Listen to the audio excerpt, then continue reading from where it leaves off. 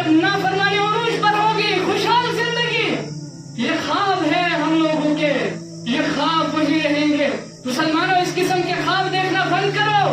اللہ فرماتے ہیں فَلْيَحْذَرِ الَّذِينَ يُخَالِفُونَ عَنْ أَمْرِهِ أَن تُصِيبَهُمْ فِتْنَةٌ أَوْ يُصِيبَهُمْ عَذَابٌ أَلِيمٌ۔ تو کہتا ہے خوشگوار زندگی کا حصول ہو جائے گا اللہ کی نافرمانی کر کے؟ نہ، اللہ فرماتا ہے کہیں ایسا نہ ہو کہ تجھے اللہ اپنے عذاب کے اندر گرفتار کر دے گا، اور عذاب دے گا۔ چند دنوں پہلے آپ نے کئی مقامات پر جب قوم نے نافرمانی عروج پر کی، پھر آپ نے دیکھا جس پانی کو ہم نعمت کے نام سے جانتے تھے وہی پانی ہمارے لیے جان لیوا ثابت ہوا نہیں، فصلیں تباہ ہوئی نہیں، جانیں ضائع ہوئے نہیں، مکان قیمتی ضائع ہوئے نہیں، مال کا ضیاع ہوا نہیں، مالی نقصان ہوا نہیں، جانوروں کا نقصان ہوا نہیں۔ ہر اعتبار سے ہم پاتے ہیں کہ نقصان ہوا، جبکہ ہم بھی اس پانی کو بطور نعمت جانتے تھے۔ میرے عزیزوں، ہم کہتے تھے یہ پانی ہمارے لیے رحمت ہے، یہ پانی ہمارے لیے نعمت ہے، لیکن جب اللہ نے اس پانی کا رخ بدل دیا، جب قوم کے اندر نافرمانی اور فاسقانہ زندگی، بے حیائی والی زندگی عروج پر ہوگی، پھر اللہ نے اس پانی کو حکم کیا، یہ پانی جو نعمت تھا، جو رحمت تھا، اسی پانی میں پھر سیلابی شکل اختیار کر دی، اور یہی پانی ہمارے لیے جان لیوا ثابت ہو گیا۔ کیوں؟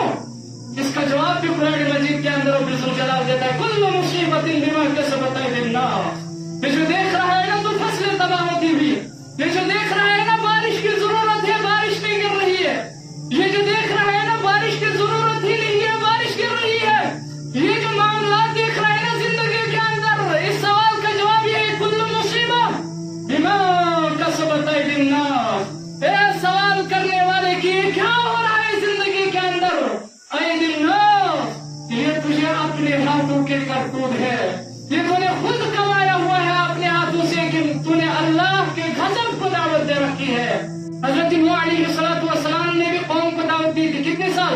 یہ پانی جو ہے نا، جب قوم نے نافرمانی کا کردار پیش کیا، پانی نے سیلابی شکل اختیار کر دی، اور ہواؤں نے آندھی کی شکل اختیار کر دی، اور پوری قوم تباہ ہو گئی۔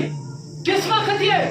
جب حضرت نوح علیہ السلام ہمیشہ تیار رہا دعوت دینے کے لیے، ہمیشہ کہا کہ فلاں کام مت کرو، فلاں کام کرو، فلاں کام سے رک جاؤ، ایسا کام اللہ کو پسند نہیں ہے، ایسے کام سے اللہ اپنا غضب نازل کرتا ہے، ایسے کام سے اللہ ناراض ہوتا ہے۔ قوم نہیں مانی، قوم نے لوگوں کو معمولی سمجھا، جیسے آج ہم موجودہ دور کے اندر معمولی سمجھ رہے ہیں ان باتوں کو۔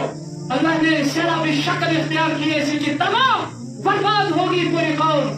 اور آج بھی کہیں ایسا نہ ہو کہ سننے کے بعد ہم خوشحال زندگی کے متلاشی ہیں نا، وہ دور کی بات ہے۔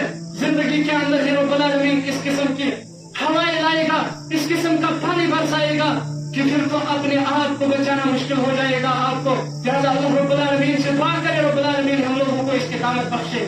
ہم لوگوں کے لیے ضروری ہے کہ ہم ان چیزوں کو فالو کریں، ان اقوال کو، ان افعال کو فالو کریں ان مواقع پر۔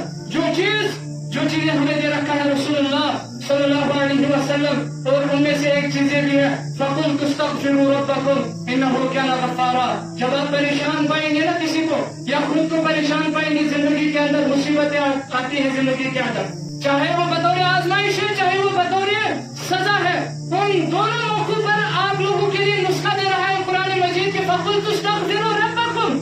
اللہ سے استغفار کرو، اللہ سے معافی کے طلبگار بن جاؤ، اور یہی مطالبہ حضرت نوح علیہ السلام کے قوم سے بھی ہوا تھا۔ فَقُلْتُ اسْتَغْفِرُوا رَبَّكُمْ، حضرت نوح علیہ السلام نے بھی کہا تھا اللہ سے معافی کے طلبگار بن جاؤ، اللہ تمہارے اوپر سے عذاب ڈال دے گا۔ نوح علیہ السلام کی قوم معافی کے طلبگار نہ بنے، اور آج ہماری اسی قسم کی حالت ہے کہ ہم معافی مانگنے کے لیے تیار نہیں ہو رہے ہیں۔ رب العالمین ہم سے راضی ہو جائے، اور آج بھی ہم سے یہی مطالبہ ہے میرے عزیزوں فَقُلْتُ اسْتَغْفِرُوا رَبَّكُمْ۔ اگر آپ خوشحال زندگی پانا چاہتے ہو فَقُلْتُ اسْتَغْفِرُوا رَبَّكُمْ إِنَّهُ كَانَ غَفَّارًا۔ ایک تو رب العالمین بخشش کرے گا گناہوں کی، اور رب العالمین تمہارے درجات کے اندر اضافہ کر دے گا، اور ساتھ ساتھ میں خوشحال زندگی عطا کرے گا رب الجلال۔ ساتھ میں یا ایھا الذین آمنوا استعینوا بالصبر والصلاۃ، بہت بڑا ہتھیار ایک انسان کے لیے کہ استعینوا بالصبر والصلاۃ۔ نمازیں پڑھا کرو گے نا 5 وقت، نمازوں کے بعد اپنے دونوں ہاتھ اٹھایا کرو عرش الہی کی طرف، عرش والے سے کہا کرو مولا میرے ان گناہوں کے، ان معاصی نے، ان